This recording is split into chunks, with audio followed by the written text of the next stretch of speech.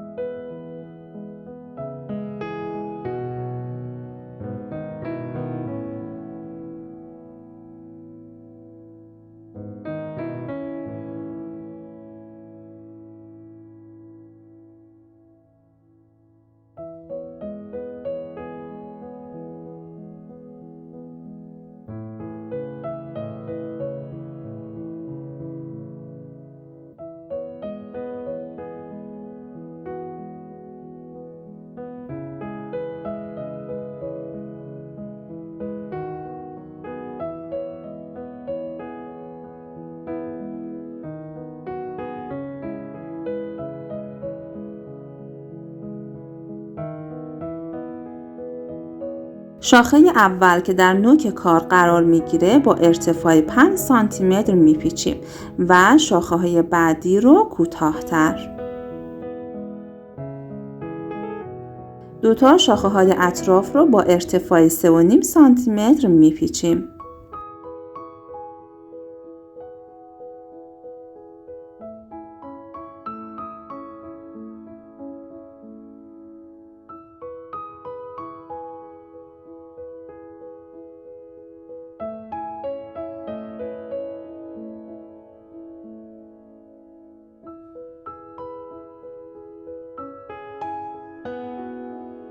ارتفاع این شاخه 3.5 سانتی متر و 4 انشعابی شد. حالا شاخه بعدی رو هم دقیقاً با همین تعداد انشعاب و با همین ارتفاع میپیچیم.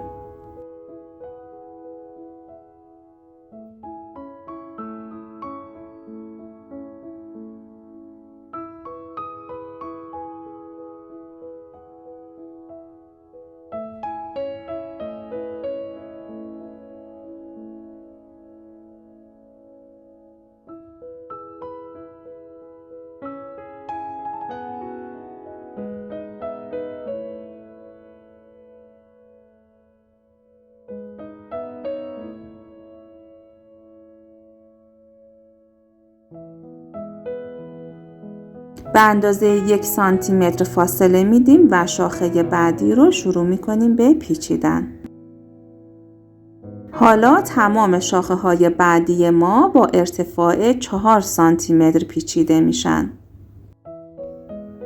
این شاخه 4 سانتی متری رو با توجه به اندازه هایی که در تصویر میبینید بپیچید.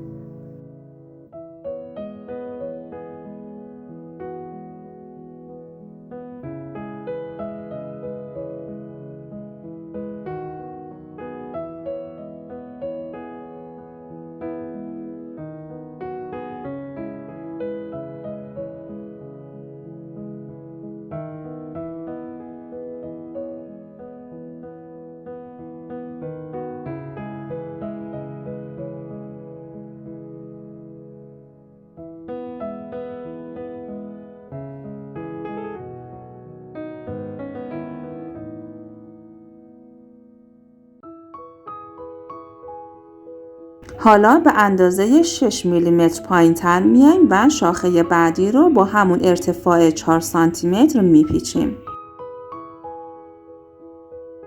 در ادامه کار همین ترتیب رو تکرار میکنیم. شاخه ها با ارتفاع 4 سانتی متر و فاصله بین هر دو شاخه 6 میلیمتر.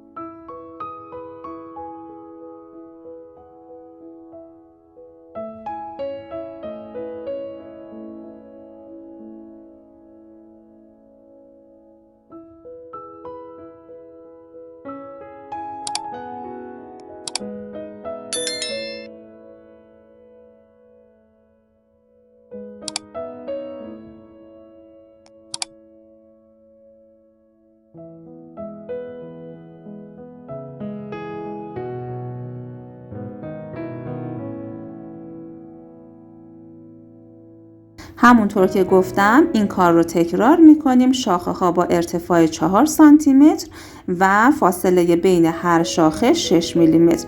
انقدر این کار رو تکرار میکنیم تا ارتفاع این قسمت کار به 12.5 سانتی متر برسه.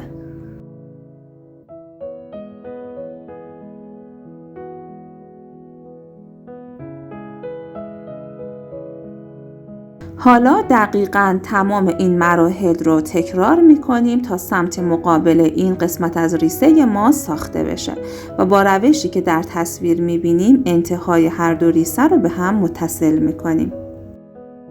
یک بخش از ریسه ما ساخته شد.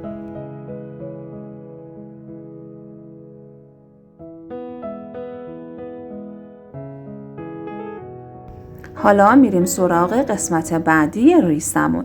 با توجه به اندازه هایی که در تصویر میبینید این قسمت از ریسه رو هم مانند قسمت اول میپیچیم. دوست عزیز و هنرمندم، برای دیدن آموزش های بعدی حتما چنل رو سابسکرایب داشته باشید. ممنونم که با لایک و کامنت های خودتون من رو حمایت میکنید. آموزش های قبلی چنل رو هم از دست ندین. مدل های پرفروش و ترند که امیدوارم از دیدنشون لذت ببرید.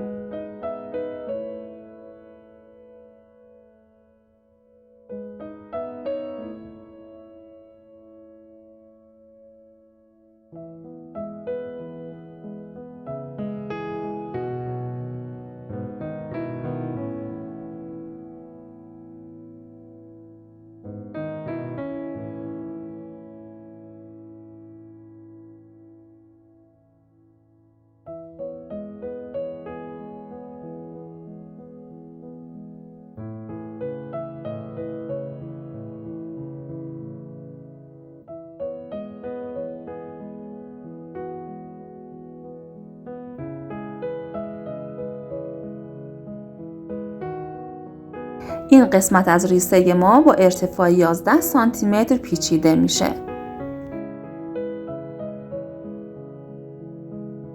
همین مراحل رو تکرار میکنیم و سمت دیگه ریسمون رو میسازیم. این دو قسمت رو هم از انتهای کار به هم متصل میکنیم.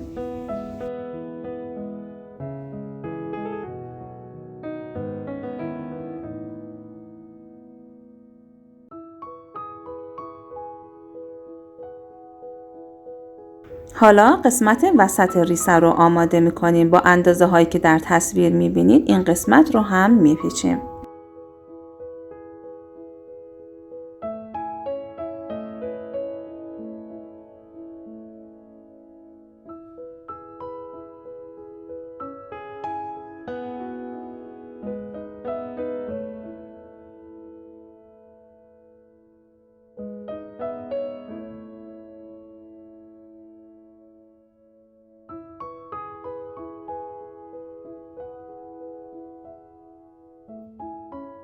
برای این قسمت از کار به نحوه قرار گرفتن شاخه ها در کنار همدیگه دقت کنید. یک شاخه در وسط و 2 شاخه بعدی در اطراف قرار می گیرند.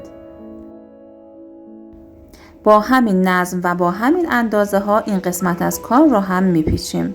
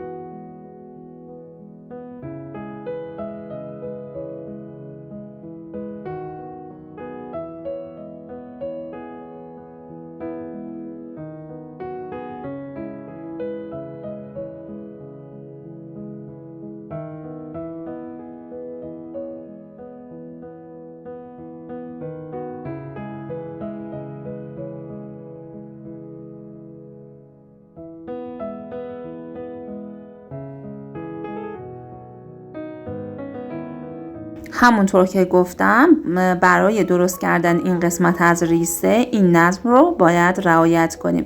1 شاخه در وسط و 2 شاخه بعدی در اطراف.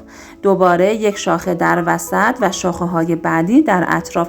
همین ترتیب رو تا انتها ادامه میدیم تا ارتفاع این قسمت از کار ما به 9.5 سانتی متر برسه.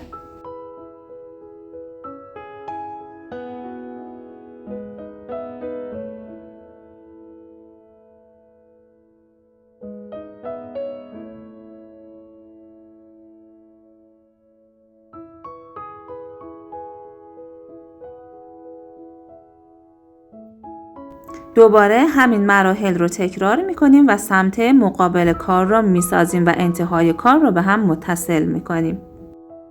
در انتها حتما شاخه ها رو کمی مرتب کنید.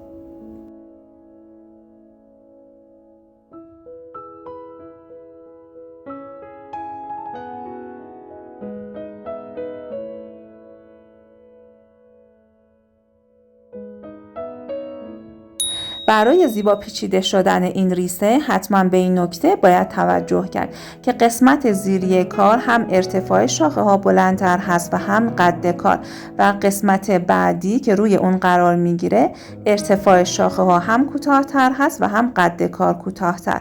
اینجوری شما ریسه زیباتری خواهید داشت.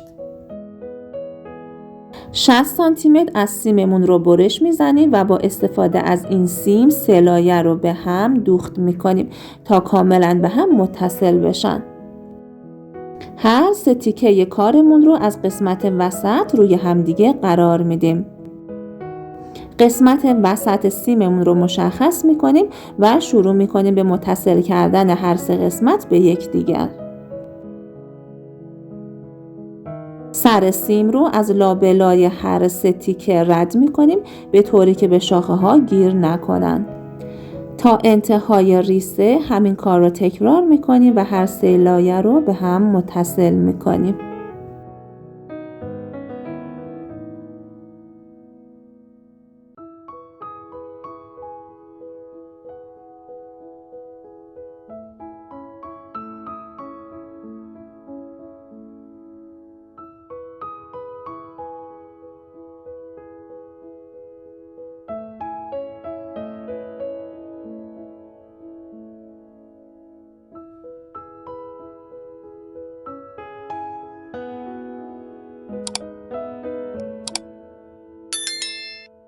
در انتها سر سیم رو 2-3 بار رد می کنیم تا کاملا انتهای کارمون فیکس و محکم بشه. همین کار رو برای سمت مقابل هم انجام میدیم و ریسمون رو کاملا به هم متصل می کنیم. دوست عزیز و هنرمندم، اگر از ویدیو خوشتون اومد ممنون میشم که با لایک و کامنت های ارزشمند خودتون من رو حمایت کنید. برای دیدن آموزش‌های بیشتر حتما چنل رو سابسکرایب داشته باشید و آموزش‌های قبلی رو هم از دست ندین.